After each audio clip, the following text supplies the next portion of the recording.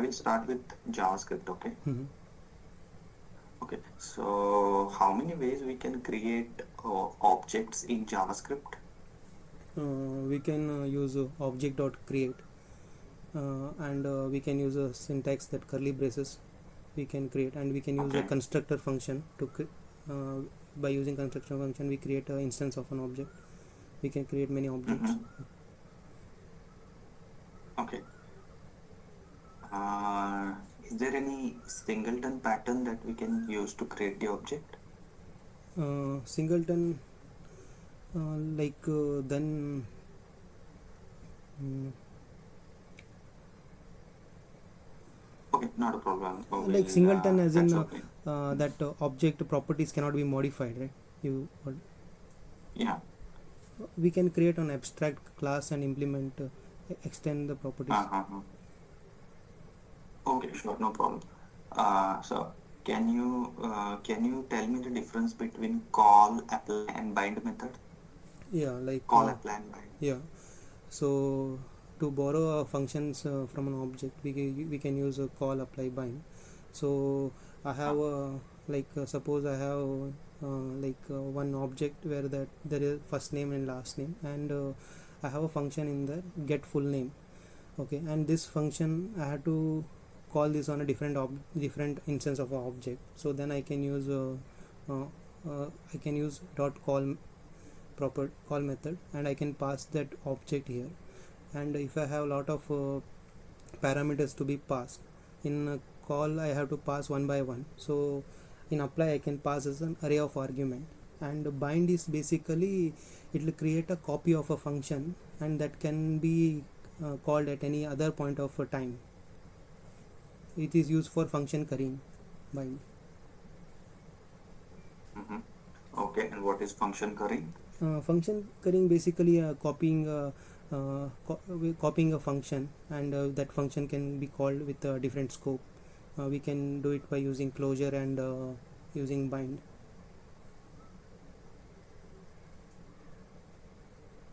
Okay, fine. Okay, so what is prototyping chain in Angular? Like how it is? How does it work in JavaScript? Yeah, Sorry, I said Angular. Mhm. But I wanted to ask for JavaScript. So, what is prototyping chaining in JavaScript? Yeah, If you could just briefly explain. every object in JavaScript has a property called prototype. So by prototype chaining, that means like whenever we do dot prototype of any object array, so at the end we get as an object. So that is where we say everything in JavaScript is object. That is object.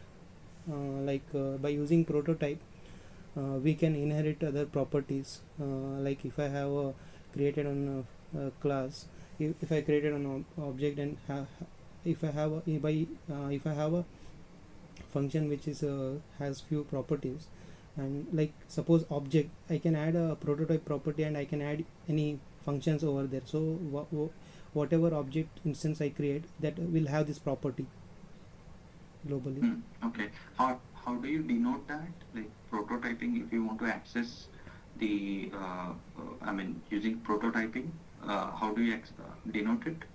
Like underscore proto, we access it. Okay, fine. So that shall be fine. Can you quickly explain the array slice versus array splice method? Slice versus splice. Yeah, splice will alter the original array. So slice will create a new array. Slice will take a index, start index and end index. Splice, we can remove elements, and also we can add elements to the array. So splice first parameter takes as an index, and in the last parameter we can push the elements to the array. Okay. How would you explain first class functions? First class function, what is that? First class functions. Sorry, I don't. Okay, then that's fine, not an issue. And so difference between let and var, like how let is different than where? Yeah, like where has a functional scope and where can be redeclared and redefined. Let has a block scope. Let can be reinitialized, but it cannot be redeclared. And in JavaScript hoisting, when we do variable hoisting, the hoisting declarations are moved to the top, not the initialization. For let, when we do a hoisting, it is hoisted in a temporal dead zone. So a script tag will be created in that this will be hoisted. So if we try to access let before it is created, so it is initialized, so we get a reference error. So when we say during hoisting, the everything gets moved to the top. I mean, all the variables and the declaration part. Okay, does it really like goes to the top, or there is some procedure behind it happens? Like maybe JavaScript executes in certain way. So do you know that? I mean, Yeah, like how does JavaScript execute? yeah, like How does it how does it keep all the members available for the execution yeah, when you say it is moved to the top? yeah, JavaScript we have a call stack. Whenever JavaScript is a single threaded synchronous language, whatever there in the call stack, it will create a global execution context and it will run the Mm, function. So mm, when we write a code, there will be a memory allocation and code execution happens. Suppose I am writing any functions and I'm writing any variables. So first variables whatever we write, use variable that we create, right? So the variables with memory, in a memory allocation it will be created with a undefined value. So mm. in function also function definitions are created. So after that code execution happens. Once we return the data, that execution context is destroyed. Okay, that shall be fine. And how do you explain closures? Can you give me an example with closure? Yeah, like closure, basically a function with its lexical scope is called closure. So Uh-huh. so every function has its access to outer lexical environment. So when we run this function in different scope, it remember its older or lexical scope. So basically by closure, we can one is like we can use in function currying, and one more is like set timeout is a closure example, and one more is like we can use it for encapsulation, like hide data hiding. Suppose I have created a counter, and by I'll have a counter increment decrement methods, but anyone can from the outer environment can access this counter variable and change it. So by using closure, I can put I can put this variable inside a function, and I can have methods inside the functions. So I can create an instance and I can avoid calling that variables out from the outside directly. Uh, okay, that shall be it. So we'll move on to the. Okay, one last question in JavaScript. IIFE. Do you know IIFE and why it is? How does it make difference? Uh, do you know IIFE in JavaScript? Yeah, it is a instantly invoked function expressions.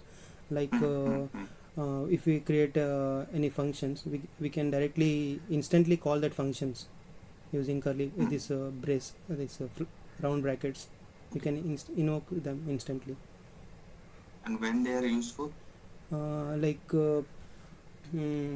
if you have a function inside a function and that function needs to be directly executed, anonymous functions or something need to be executed. Okay, that shall be fine. So let's move on to the Angular, okay? Quick difference between AngularJS and Angular. Why, what is the major differences Yeah, between AngularJS and Angular? yeah. AngularJS is a control based. We are using control based approach. In Angular, everything Hmm. is in a component.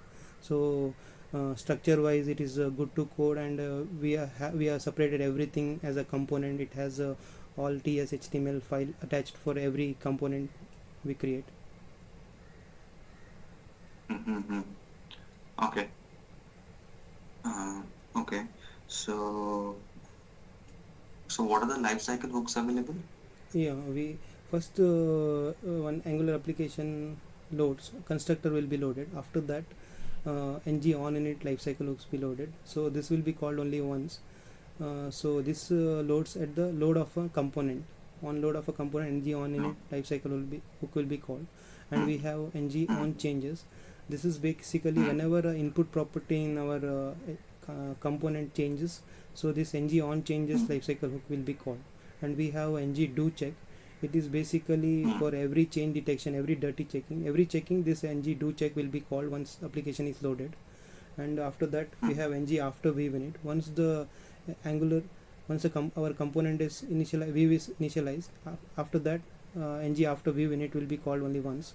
We have ng on destroy.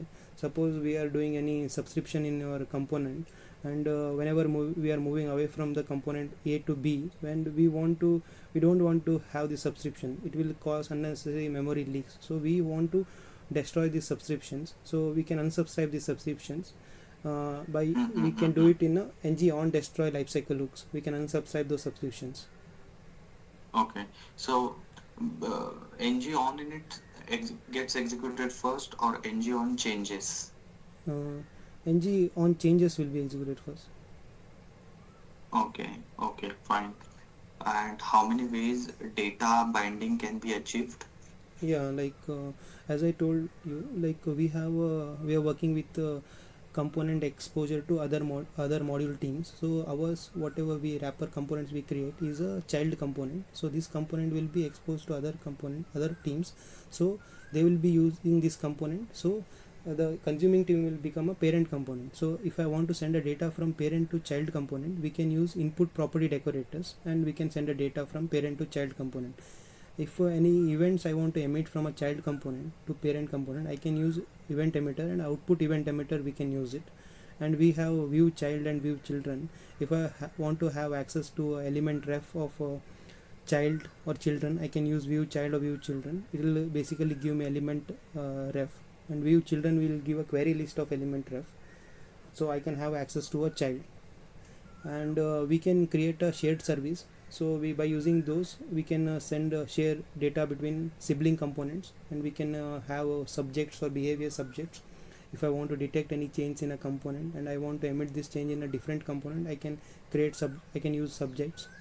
And in routes also, we can by using query parameters, we can send the data. And between components and directives, which are again the basic blocks, how would you differentiate between a component and a directive? Yeah, component is basically it is has a view DOM and TS logic written for that particular component. Directive basically adds behavior to the DOM. So we have structural directives such as ng for structural directives. This directives adds elements or remove elements from the DOM.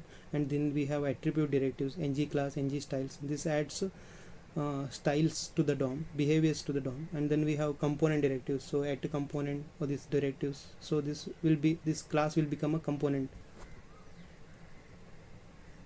Okay.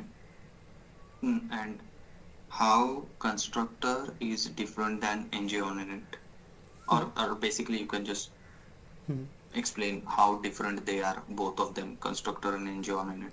Yeah, like first constructor will be loaded, after that ngOnInit will be loaded.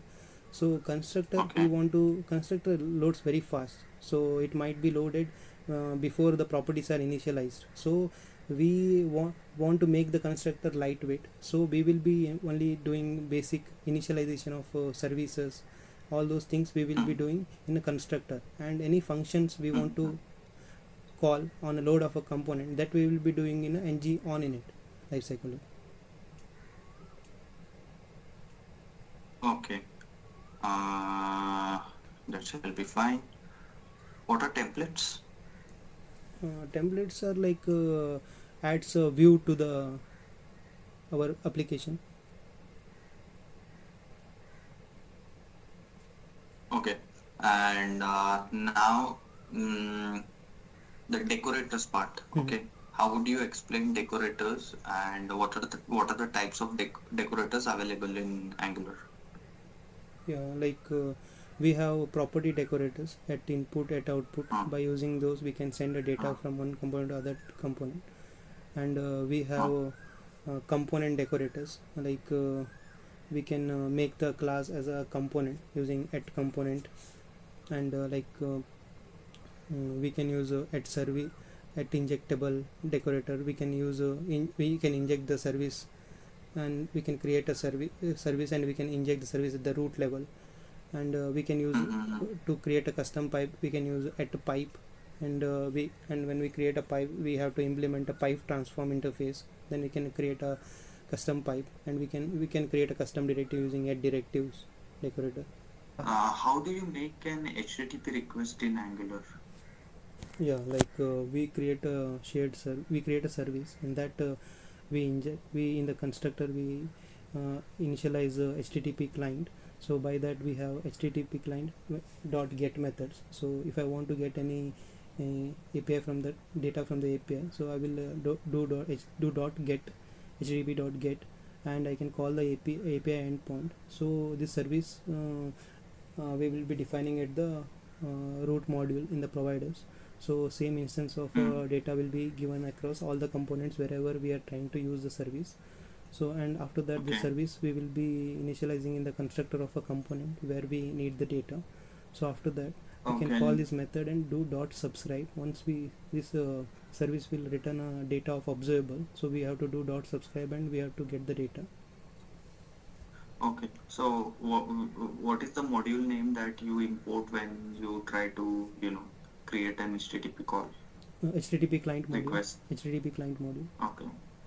And like we can also, declare those in providers, which is fine in the root module.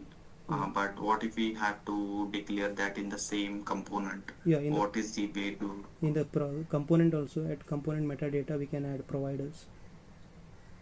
Hmm.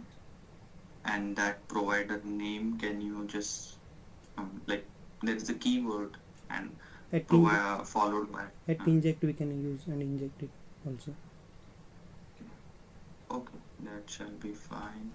Mm, so how do you deal with errors in observables? Yeah, in the observable, one is like when we subscribe we get the data, and one we have again it will have a error block. In that it will go to a error scenario, or we can do a global error handler using global error handling. Otherwise we can create an we have a HTTP interceptors. So basically interceptor will intercept the HTTP request and response. So in that it takes a request, and then request is a HTTP request, and then is a HTTP handler. In that, if any API fails, it will go to dot catch error method. So in the dot catch error we can catch and throw the errors, custom errors. Okay, fine. Or we can handle with Have you try catch block also. okay? Have you worked on getting cookies in Angular? Yeah, like I worked on in the ITC company. I worked on cookies. And do you know that how to implement that? I mean, can you quickly explain? Yeah, like if you want to send save a data at the server level, then we use cookies. So we we can store data, we can we had we had created some one application where a user login page, where that we want to remember the username. There we have used cookies, remember cookie, something we had created.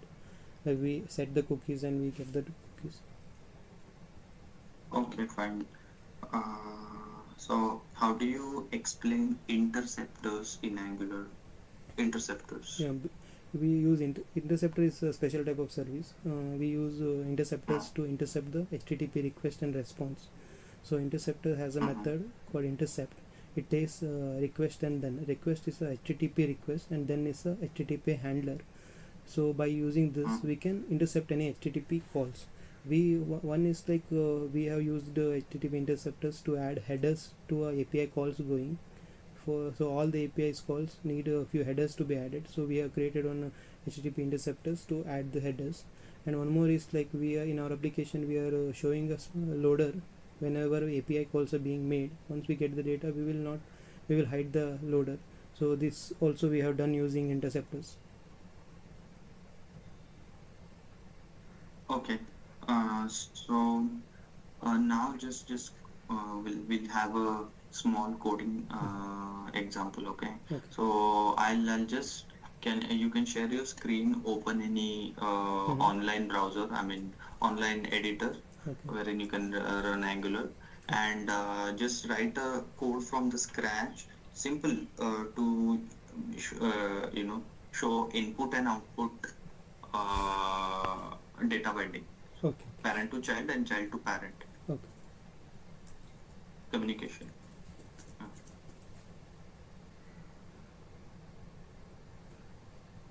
So on a click of button, I'm trying to print hi in parent component. Okay, just try to copy paste this in the chat box. Okay. You explain routing in Angular and what Angular router does. Like what is the role of Angular router? Okay. Yeah, to make in Angular, our application is a single page application. That is because of routing.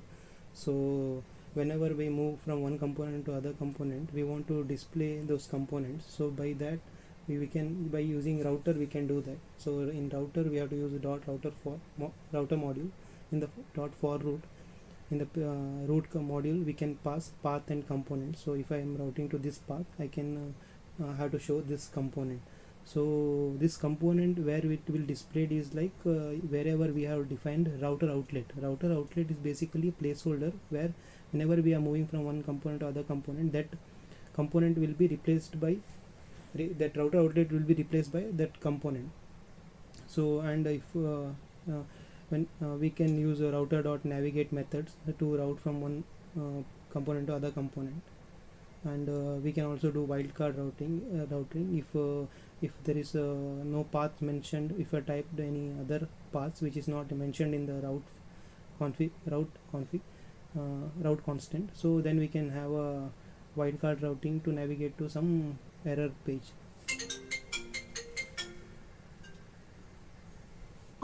Okay. That should be fine. And what is router state? Router state is basically we can get a router current state, router URL, all the snapshot of a current router we can get by using activated router. Also we can get a snapshot of a current route. Okay, that should be fine. Let's quickly move on to the next part. Okay. Details I want to cover here. Wait a second. You have worked on Angular material, right? Yeah, correct. Okay. Any experience on Bootstrap? Yeah, I have over Angular. Yeah, I have worked on Bootstrap also. Okay. I will cover some NGRX questions. So what is NGRX? Basically to handle a large amount of data, we use NGRX store. So in that we have initial state. After that we have reducers and actions. Action basically if I trigger on a button, I want to dispatch an action, I can have one action to dispatch. Okay, and we have reducers are basically pure functions. This takes state and actions, and states are immutables. So what reducers will do is like on a click dispatch of an action, it will take a state and it will create a new state. And we have selectors. By using selectors we can get the state values, and this will we will get as a observable, so we have to subscribe to it. And we have one more thing called effects. So if I want to do any API calls, we can do it in effects. So effects is a injectable service, so we can initialize actions in the constructor action list. So we will be having all the action lists in the current state. So we can subscribe to the particular actions by using off type. So we can listen to a particular action. So whenever that action is dispatched, so this our current effect will be called. So once the effect is called, we can write in that we can write, suppose I have to do a login functionality, I can create a login effect and I can do listen to a login dispatch actions. So once the action is dispatched, so we can call APIs here, and once the API is called, we can have again login success, login failure actions. So these actions again will have reducers to update the state. Okay, that shall be fine. So any idea like what is the purpose of entity adapters in NGRX? Entity adapters. I've not used it for like basic. I guess for router and all we use entity route. I'm not Okay. sure about it actually. And how RxJS and NGRX are different? What are their functionalities? Like Yeah, they sound similar, but what is the difference? yeah. RxJS is like it's a reactive extension JavaScript library. It provides RxJS Hmm. operators. So whenever we are doing asynchronous calls and all, so once we subscribe the Hmm. data, we can transform the data and all using RxJS operators. In a recent project, Hmm. we have used one search functionality in our application. So whenever user types any letters in the search box, we have to call a API and we have to show the data in a table. So in that we have used debounceTime. So this operator will give a buffer time for a user. So once this time is done, then only it will make a API call. We use distinct until changed. Suppose user has typed paper and after that paper jam, again he has done paper, so it will check for the same uh, value being typed, means it will not have a duplicate calls. Then we have used switch map. So switch map, what it will do is like for every type of user type, it will not make an it will make a API call. So the latest, it will have a latest API call. So previous subscriptions, typed users subscriptions or observables will be cancelled in switch map. Also we have used a Hmm. fork join to have call a, like we had a scenario where we have to call two APIs parallel in our application. If any one fails, we don't want to show some data, so then we have used a fork join to call two APIs parallelly. Okay, fine. And in RxJS, like uh, observables and observers. Mhm. How do you explain observables? How do you explain observers? And like, can you please? Yeah, observable is like observer is like it, if it is detecting a change, it is emitting a value, that is a observer. So whenever this emitted value we were subscribing, then it is a observable. Basically in RxJS we have subjects and behavior subjects. They are both observable and observer. So they detect the change. When we create a subject, we can do dot next and we can emit the change, and we can consume those as a observable. Okay, and that shall be fine. So, what are the techniques that you have used to enhance the performance of a web? Okay, and we have used whatever, whenever we are moving out of the moving away from the component, we want to unsubscribe the subscriptions. We have so Hmm. we want to unsubscribe multiple subscriptions. We have created on destroy subject, and we used a take until operator. So and we have put this destroy subject. Whenever this destroy subject doing dot next emit any empty value in. So when we call this in the on destroy lifecycle hooks, these previous subscriptions will be cancelled.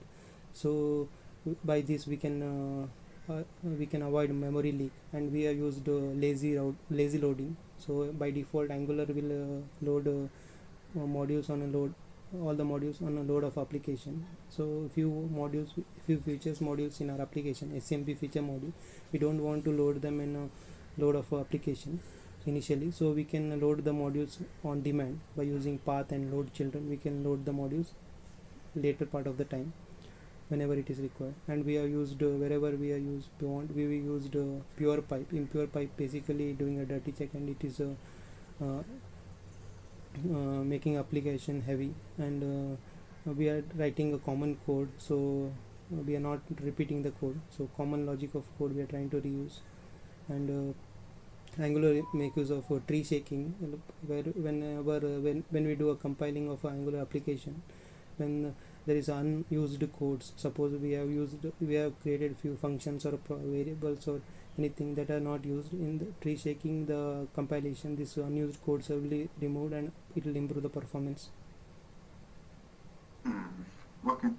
And what are the unit testing frameworks that you have used along with Angular? Yeah, I'm using Karma and Jasmine currently. So we basically follow AAA standard, arrange, act, and asset. So we create a test. We create test bed. So this will have all the dependencies, component modules, dependencies, services. If we have any services, we will mock the service, and we will have a fixture. So it will create an instance of a component, and we have a describe. It is a test suite where we can write independent test cases in it. In that we can call this fixture and call any component methods. Then we can do dot like expect this to be true or something like that, and we can run ng test coverage to check the coverage of a test. Okay. What are the best coding practices that you were following till now, or you usually follow? One is like dry, not repeating the code, and we create and will not try to try removing the console logs and all from the code, and using let and constant wherever it is not needed, and we try to use a deep equal to, and whenever we comparing any values, and try to use try catch blocks so we can handle error scenarios. And Okay. yeah. So you work. I mean, how comfortable you are with GitHub and Yeah, code merging like, and yeah, like in how do you? in our application, I'm like reviewing all the developers code, so they'll be so we have a development branch, develop SIT, next the replica branch. So in the develop branch, all developers will cut a branch from develop, and they will do the coding, and they will again try to create a PR for develop. So if any conflicts are there, we'll try to resolve the conflicts. If there is no conflicts, and in the PR, whenever we have created a PR, we have added few checklists. So like basic checklist to be passed, then only we'll be reviewing the PR. Like test coverage should be passed, and linting errors should not be there, sonar errors should not be there, and your developer should have to attach local running of screenshots. So all these checklists are passed, then only we'll review the code, and we will, once it is approved, we will complete the PR. So this PR will be merged to develop branch. So once at the end of the sprint, we will be moving this develop to. So once PRs are merged, we are triggering the Jenkins pipeline. So pipeline will automatically run, and it will create a artifact, and it will deploy to the dev environment, so we can verify our changes. So at the end of the sprint, we'll try to move this dev code to SIT. Same way, the other DevOps team people will take the SIT to next level.